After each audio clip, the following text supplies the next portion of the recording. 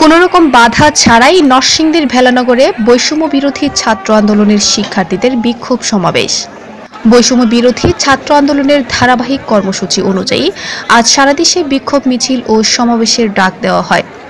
কেন্দ্রীয় সমন্বয়কের এই ডাকে বিপুল সাড়া দিয়ে মাঠে নেমেছে নরসিংদীর সাধারণ শিক্ষার্থীরা। ৩রা আগস্ট শনিবার বিকেল ৩টা থেকেই শিক্ষার্থীদের সমাগম বাড়তে থাকে নরসিংদী জেলখানা মোড়ে। পরে ৪টা থেকে ৫টার সময়ে শিক্ষার্থীদের উপচে পড়া উপস্থিতিতে একটি পরিপূর্ণ বিক্ষোভ সমাবেশ অনুষ্ঠিত হয়েছে।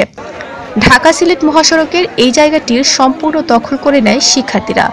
তবে অ্যাম্বুলেন্স সহ রোগী বহনকারী যে কোনো যানবাহনের জন্য জায়গা ছেড়ে দেওয়া হয়েছে। এ সময় শিক্ষার্থীরা আমার ভাইয়ের রক্ত বৃথা যেতে দেব না, আমার ভাই মরল কেন, প্রশাসন বিচার চাই ইত্যাদি স্লোগানে মুখরিত করে রাখে সমাবেশ প্রাঙ্গণ। অন্যান্য দিনের তুলনায় মেয়ে শিক্ষার্থী ছিল চোখে পড়ার মতো।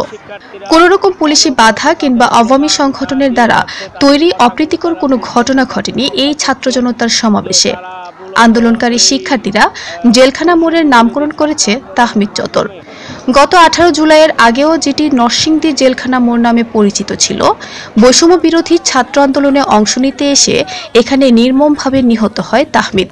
তখন থেকেই ভাই হত্যার বিচারের দাবিতেই তাহমিদ চত্বরে এই শিক্ষার্থীর ঢল।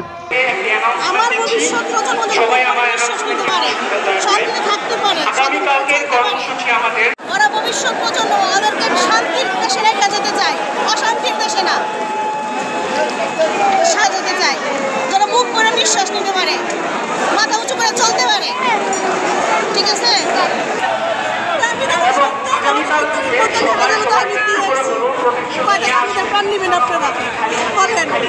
Report Narsingdi TV news desk.